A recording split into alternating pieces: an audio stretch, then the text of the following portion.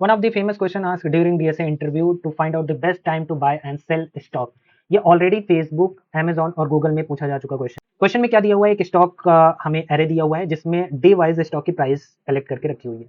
आपको maximum profit gain करना है और मैक्सिमम प्रॉफिट कैसे गेन होगा, जहां पे आप मैक्सिमम सेलिंग प्राइस पर आप सेल करते हैं और मिनिमम प्राइस पर आप बाय करते हो, तो मैक्सिमम प्रॉफिट हमारा सेव होता है। बट एक बात ध्यान रखना कि जिस दिन आप खरीद रहे हो उसके पिछले दिन जाके आप बेच नहीं सकते, यानी उसके आगे ही बेच सकते हो। तो यही आपका ट्विस्ट है। अब पहला सोल्यूशन ये हो सकता है कि आप क्या करो, ब्रूट फोर्स एल्गो का यूज करो। लेकिन प्रॉब्लम क्या आएगी, यहाँ पे टाइम कॉम्प्लेक्सिटी की प्रॉब्लम आएगी। टाइम कॉम्प्लेक्सिटी कितनी होती है, हमारा बिग ओ एन स्क्वायर होती है।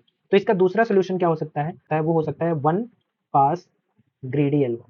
अब हम इसकी हेल्प से क्या कर सकते हैं, इसको सॉल्व कर सकते हैं। तो इसको कोड के थ्रू समझते हैं। अगर इस कोड को देख पा रहे हो तो इस कोड में हमने क्या किया है, प्राइस को एज अ पैरामीटर पास किया है। मिनिमम प्राइस को हमने इन्फिनिटी सबसे बाय डिफॉल्ट सेव किया है और मैक्सिमम प्रॉफिट को 0 से सेव किया हुआ। फिलहाल ये ऐसा मान के चल रहे हैं हम कि अभी प्रॉफिट हमारा 0 है और इन्फिनिटी जो भी हमारी प्राइस रहेगी उसको हम पहले टाइम क्या करेंगे, सबसे मिनिमम प्राइस में ही कैलकुलेट करेंगे। तो सबसे पहले इटरेट करवाते हैं, तो ये डे वाइज इटरेट होगा, यानी आप 0 इंडेक्सिंग से इटरेट करवाते हैं तो वो डे 1 ही काउंट होगा। ठीक है, तो डे 1 में काउंट करते हैं तो जो प्राइस आता है वो i इक्वल टू जो वैल्यू आएगी वो i इक्वल टू सबसे पहली वैल्यू आएगी हमारी 3 आएगी। ठीक है, फिर उसके बाद मिनिमम प्राइस, यानी यहाँ पे कंडीशन जो हमारा कैलकुलेट होगा, तो अगर कंडीशन कैलकुलेट होगा तो ये ट्रू होगी और मिनिमम प्राइस क्या हो जाएगी, हमारी 3 हो जाएगी। अब उसके बाद अगर आप देखोगे मैक्सिमम प्राइस की, तो मैक्सिमम प्राइस क्या है हमारी, मैक्सिमम प्राइस अभी फिलहाल 0 रहेगी। ठीक है, 0।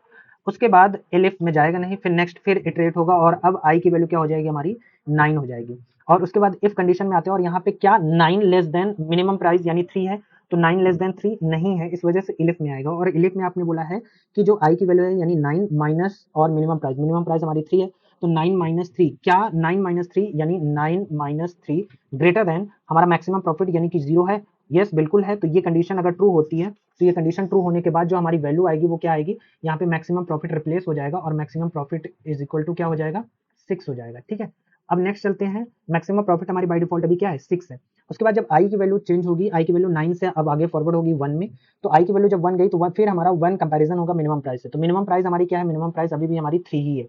तो मिनिमम प्राइस यानी आई लेस देन 3 है, तो यस आई लेस देन 3 है, तो मिनिमम प्राइस यहाँ पे हमारा क्या हो जाएगा, चेंज हो जाएगा और मिनिमम प्राइस हमारा आ जाएगा 1। फिर उसके बाद फिर नेक्स्ट इटरेट होगा और आई की वैल्यू क्या हो जाएगी, आपकी बार 2 हो जाएगी। और आई की वैल्यू जैसे 2 होती है तो क्या 2 लेस देन 1 है, नहीं, तो इलिफ में आएगा। तो इलिफ में आपने बोला है कि आई माइनस मिनिमम प्राइस यानी 2 माइनस 1 और ग्रेटर देन मैक्सिमम प्रॉफिट यानी 6 है, क्योंकि मैक्सिमम प्रॉफिट हमारी बाय डिफॉल्ट अभी 6 है, तो ये फॉल्स हो जाएगा, इसलिए मैक्सिमम प्रॉफिट हमारा अभी भी 6 बना हुआ है। तो जो लास्ट हमारा जो रिजल्ट आएगा वो रिटर्न में मुझे मिलेगा मैक्सिमम प्रॉफिट हमारा 6 मिलेगा। तो आप देखो 6 हमारा आंसर हो गया। तो आई होप आप लोगों को ये कोड समझ में आया होगा और ये डीएसए प्रॉब्लम समझ में आई होगी। ऐसी अमेजिंग डीएसए प्रॉब्लम के लिए हमें फॉलो करिए।